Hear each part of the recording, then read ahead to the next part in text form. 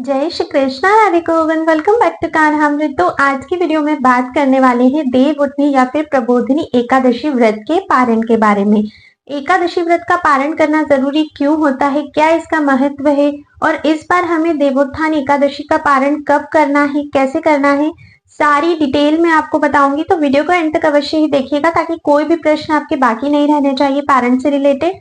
लेकिन उससे पहले अगर आपने चैनल पर पहली बार विजिट किया है तो चैनल को सब्सक्राइब करके बेल आइकन प्रेस कर दीजिए और अगर वीडियो पसंद आती है तो हर किसी को शेयर कीजिएगा जिन्हें इस वीडियो की आवश्यकता है। चलिए हम वीडियो को शुरू करते हैं। तो सबसे पहले तो ये जानना अति आवश्यक है कि पारण होता क्या है, क्यों पारण करना आवश्यक है और इसका महत्व क्या है। तो देखिए, सिंपल वर्ड्स में अगर आपको मैं बताऊं तो पारण का मतलब होता है अपने व्रत को खोलना। जैसे मान लीजिए एकादशी के दिन आपने पूरा निर्जल व्रत किया है, किसी ने सिर्फ जल पे किया है, किसी ने दूध पे, किसी ने फल पे या किसी ने एकादशी प्रसाद के साथ किया है। तो जब आप इस तरह से व्रत करते हो तो नेक्स्ट डे यानी कि द्वादशी के दिन फिर आपको अपने व्रत का पारण करना होता है, अपने व्रत को खोलना होता है। ठीक है, तो इसी को हम लोग पारण कहते हैं कि हमने अपने व्रत का पारण किया है। अब पारण का देखो महत्व इसलिए अधिक होता है क्योंकि एकादशी जो व्रत है उसका पारण जब तक आप नहीं करते हो तब तक आपका एकादशी व्रत जो है वो पूर्ण नहीं माना जाता है। साल भर में 24 एकादशी आती है, अगर अधिक मास रहता है तो 26 एकादशी आती है। हर एकादशी के पारण का समय जो है वो अलग होता है। कभी भी एकादशी व्रत का पारण समय सेम नहीं होता है। तो जब भी आप एकादशी करते हो तो आपको हर एकादशी के व्रत के पारण का निश्चित समय पता होना चाहिए और उसी समय अवधि में आपको पारण करना अति आवश्यक है, क्योंकि अगर आप ऐसा नहीं करते हो तो आपका व्रत पूर्ण नहीं होगा। तो जो भी आपने दिन भर तपस्या करी है एकादशी वाले दिन अन्न ना ग्रहण करके, क्योंकि देखो उपास आप किसी भी रूप में करो, निर्जल करो, कुछ खा के करो, कैसे भी करो, कष्ट तो हमारे शरीर को होता ही है। ठीक है, तो जितना भी कष्ट आपने उठाया है, जो भी तपस्या करी है, उसका पूर्ण फल आपको प्राप्ति नहीं होगा जब तक आप पारण नहीं करोगे सही समय पर। ठीक है, तो इसीलिए एकादशी के व्रत का पारण उसके निर्धारित समय पर करना बहुत ही आवश्यक होता है। इसीलिए इसका इतना महत्व होता है। कहते हैं कि जितने निष्ठा से आप लोग एकादशी का व्रत करते हो उतनी ही निष्ठा पारण में भी दिखानी है। मतलब काफी बार ऐसा होता है कि कुछ लोग ये कहते हैं कि हम लोग भूल गए थे पारण का समय या किसी कारणवश हमारा समय निकल गया। तो देखो, जिस प्रकार हम लोग खाना नहीं भूलते हैं उसी प्रकार हमें पारण का समय भी नहीं भूलना है, क्योंकि अगर चूक हमने कर दी तो इसमें हमारा ही लॉस है। ठीक है, तो अगर एकादशी का व्रत किया है तो बिल्कुल या तो आप अलार्म लगा लो कि पारण का समय कब से कब तक का है, जैसे भी आप याद रखना चाहते हो उस प्रकार से, लेकिन याद आपको अवश्य ही रखना है। शास्त्रों में तो कहीं कहीं ये भी वर्णित है कि इफ इन केस अगर आप किसी भी सिचुएशन में हो और पारण करना भूल चुके हो, ठीक है, पारण का समय आपका निकल चुका है, तो फिर आपको द्वादशी के दिन भी पूरा व्रत करना होता है जैसा व्रत आपने एकादशी को किया था। मान लो एकादशी निर्जल करी है तो द्वादशी भी फिर पूरी निर्जल करो और त्रयोदशी में पारण करो। एकादशी प्रसाद पे किया है तो फिर द्वादशी भी एकादशी प्रसाद पे करो और त्रयोदशी को पारण करो। इतना तक शास्त्रों में वर्णित है। तो आई थिंक आप लोग इससे अंदाजा लगा सकते हो कि पारण करना कितना महत्वपूर्ण है। राजा अम्बरीश के साथ भी यही हुआ था, समय पे वे पारण नहीं कर पा रहे थे क्योंकि ऋषि दुर्वासा को वो आमंत्रित कर चुके थे। तब जितने भी वहां पे साधु थे, ऋषि मुनि थे, उन्होंने यही सलाह दी थी कि आप भगवान के चरणामृत से एटलीस्ट अपना पारण करो, क्योंकि वो सबसे ज्यादा इंपॉर्टेंट है। ठीक है, तो इस तरह से आपको भी ध्यान रखना है, किसी भी सिचुएशन में हो पारण को नहीं भूलना है। और देखो, अगर गलती से भूल जाते हो, कई बार ऐसा होता है, जैसे जो लोग नया नया एकादशी का व्रत लेते हैं उनके साथ ये चीज अधिकतर देखी जाती है कि वो लोग पारण करना भूल जाते हैं। मतलब उनका क्या रहता है कि जब हम लोग फ्री हो गए, जब हमारे सारे काम हो गए, पूजा पाठ हो गई, भोग बन गया, भोग लग गया, उसके बाद हम पारण करेंगे, वो समय पे ध्यान नहीं देते। आज भी काफी सारे ऐसे लोग हैं जो एकादशी व्रत तो करते हैं लेकिन पारण के बारे में वे जानते ही नहीं है कि पारण का कितना अधिक महत्व है। जब वे लोग फ्री हो जाते हैं अकॉर्डिंगली वे लोग पारण कर लेते हैं। ठीक है, क्योंकि वे नहीं जानते हैं। तो अगर आपके आसपास भी कोई ऐसा व्यक्ति है जो एकादशी तो करता है लेकिन पारण के बारे में जानता नहीं है या फिर महत्व नहीं देता है या फिर पारण नहीं करता है सही समय पे, तो आप प्लीज उन्हें ये सारी चीजें बताइए, क्योंकि ये बहुत इंपॉर्टेंट होता है। और देखो, ज्ञान हमेशा बांटने से ही बढ़ता है। ठीक है, तो किसी की मदद हमें हमेशा ही करनी चाहिए। तो अगर आपके आसपास भी कोई ऐसे लोग हैं तो उन्हें जरूर पारण के बारे में बताइए। आज है देवोत्थान एकादशी। देवोत्थान एकादशी कहते हैं साल में सबसे बड़ी एकादशी है, और जो लोग हर एकादशी का व्रत नहीं भी करते हैं ना, वो भी देवउठनी एकादशी का व्रत तो अवश्य ही करते हैं।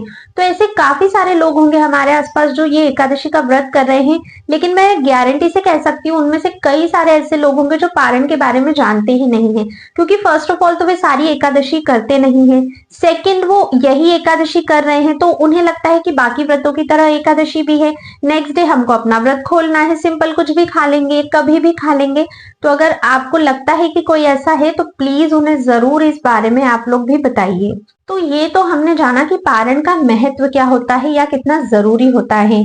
आपको इस चैनल पे हर एकादशी के पारण का समय मिल जाएगा, तो आप लोग उसे भी चेकआउट जरूर किया कीजिए, क्योंकि हर बार ये समय अलग अलग होता है। ठीक है, आप कहीं भी रहते हो, आपको जो पारण का समय मेरे चैनल पर मिलता है वो वृंदावन के अकॉर्डिंग मिलता है, और जो हम भक्ति करते हैं या जो एकादशी व्रत हम करते हैं वो ब्रज भाव में किया जाता है। तो आप दुनिया के किसी भी कोने में हो, इस समय के अकॉर्डिंग आप निश्चिंत होकर पारण कर सकते हो। ठीक है, अब जानते हैं कि पारण करना कैसे होता है, आपको क्या विधि रहती है पारण करने की।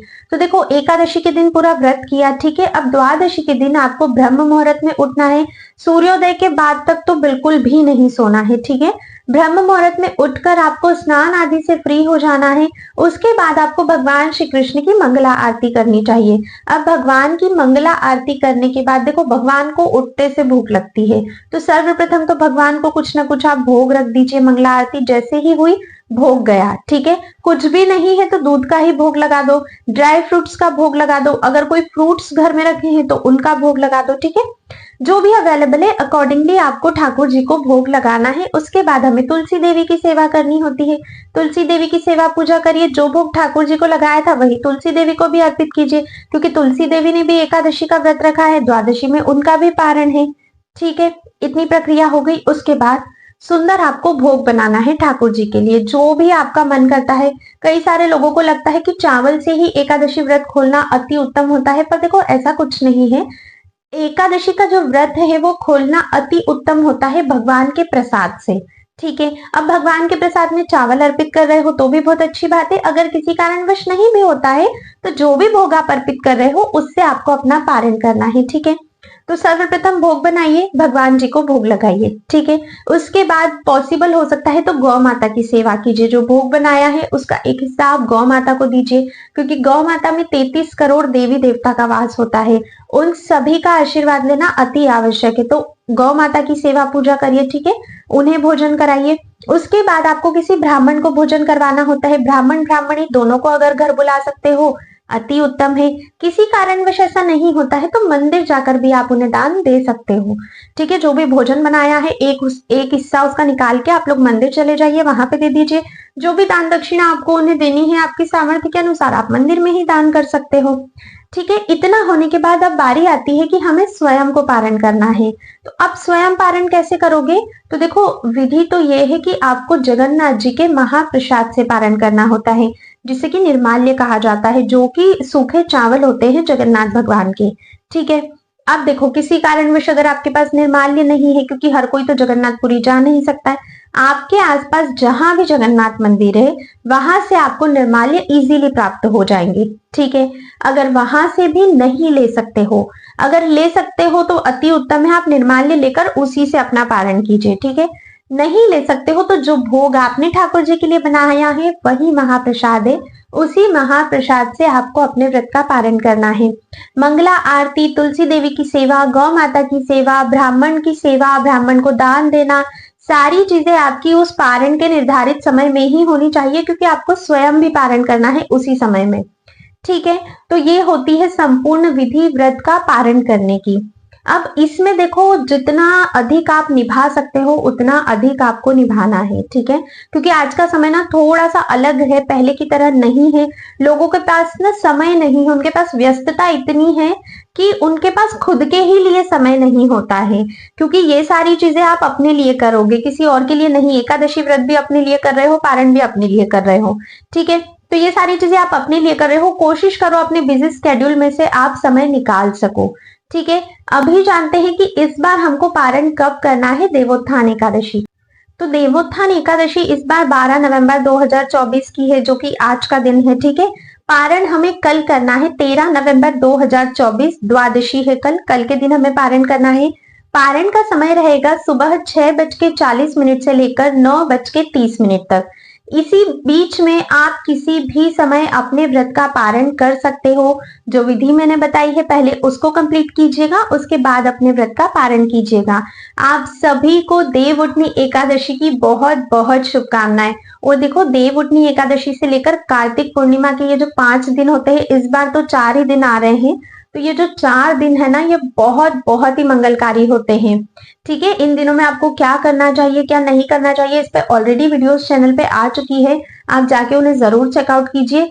कुछ ना कुछ तो अवश्य ही करिए। अगर संपूर्ण विधि या बहुत सारी चीजें आप नहीं कर सकते हो, कठिन व्रत नहीं कर सकते हो, भीष्म पंचक का व्रत नहीं भी कर सकते हो, तो भी कोई ना कोई एक नियम तो अवश्य ही फॉलो कीजिए। क्योंकि देखो, हर बार तो 5 दिन आते हैं, इस बार तो राधा रानी की हम पर और ज्यादा कृपा है कि हमको सिर्फ 4 ही दिन करना है सारी चीजें, और हमें फल पूरे कार्तिक मास का मिलने वाला है।